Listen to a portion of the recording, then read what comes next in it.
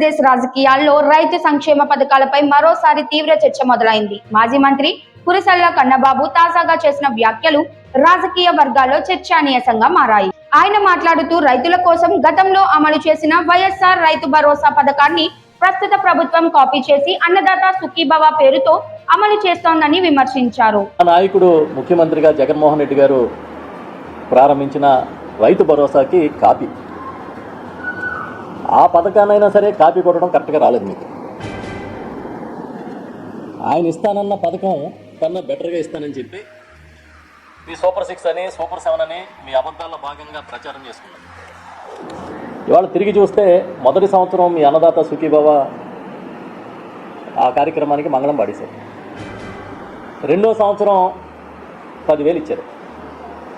ఒక్కసారి నేను మీకు గుర్తు చేస్తున్నా, ఒరిజినల్గా మీరు ఇచ్చిన ఎన్నికల హామీలో ఏం చెప్పారు అని అంటే, కేంద్రం ఇచ్చే పిఎం కిసాన్ కాకుండా ప్రతి రైతుకి 20,000 రూపాయలు ఆర్థిక సహాయం చేస్తాము, పెట్టుబడి సహాయం చేస్తామని. కానీ అధికారంలోకి వచ్చిన తర్వాత అన్నీ కలిపి 20,000 అన్నారు. అన్నీ కలిపి 20,000 అని మొదటి సంవత్సరం మంగళం పాడేశారు. రెండో సంవత్సరం 10,000 వేశారు. ఇక్కడే ఒక చిన్న మెలిక కూడా ఉంది.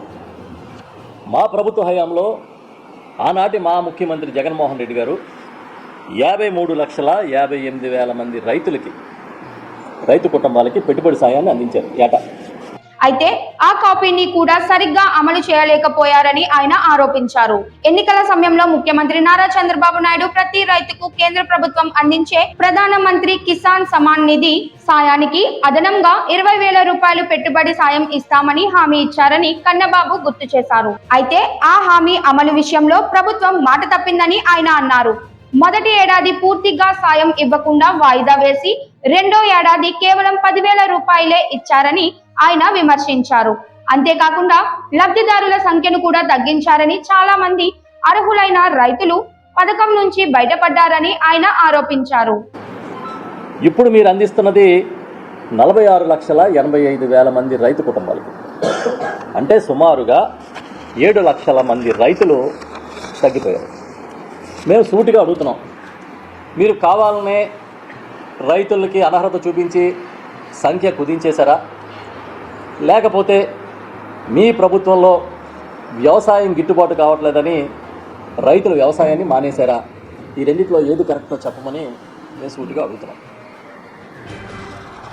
మీరు ఇచ్చే పథకమే పూర్తిగా అమలు చేయకుండా దానికి తోడు 7 లక్షల మందికి కోత విధించారు. ఇవాళ వరకు మీ ప్రభుత్వం వచ్చిన తర్వాత కౌలు రైతులకి ₹1 అంటే ₹1 సాయం చేయలేదు. ఆనాడు మా ముఖ్యమంత్రిగా జగన్మోహన్ రెడ్డి గారు ప్రతి కౌలు రైతుకి కూడా ఎస్సీ, ఎస్టీ, బీసీ, మైనార్టీ కౌలు రైతులకి పూర్తిగా ఆర్థిక సహాయాన్ని, పెట్టుబడి సహాయాన్ని అందించిన మాట నిజమా కాదా? సూటిగా అడుగుతున్నాం, చెప్పండి. మరి మీరెందుకు కౌలు రైతుల పట్ల అంత నిర్దయగా ఉన్నారు? వాళ్ళ పట్ల అంత కక్షపూరితంగా వ్యవహరిస్తున్నారు? కౌలు రైతులకి పెట్టుబడి సాయం చేయాల్సిన అవసరం లేదా? కానీ మీరేం చెప్పారు? మేము ఇంకేవో లెక్కలు తీస్తున్నాం, వాళ్ళ కోసం ప్రత్యేకంగా చట్టం తెస్తున్నాం అని చెప్పి ఇవాళ వరకు ఒక్క కౌలు రైతుకు మీరు సాయం చేయలేదు. ఇది నేను చెప్పేది అబద్ధమా? ముఖ్యంగా కౌలు రైతుల పరిస్థితి మరింత దయనీయంగా ఉందని కన్నబాబు పేర్కొన్నారు. కౌలు రైతులకు ₹1 కూడా సాయం అందలేదని, వ్యవసాయం చేసే అసలు రైతులే ప్రభుత్వ పథకాల నుంచి దూరం అవుతున్నారని ఆయన ఆవేదన వ్యక్తం చేశారు. రైతుల సంక్షేమం కోసం పథకాలు ప్రకటించడం మాత్రమే కాకుండా వాటిని నిజాయితీగా అమలు చేయడం ప్రభుత్వ బాధ్యత అని ఆయన అన్నారు.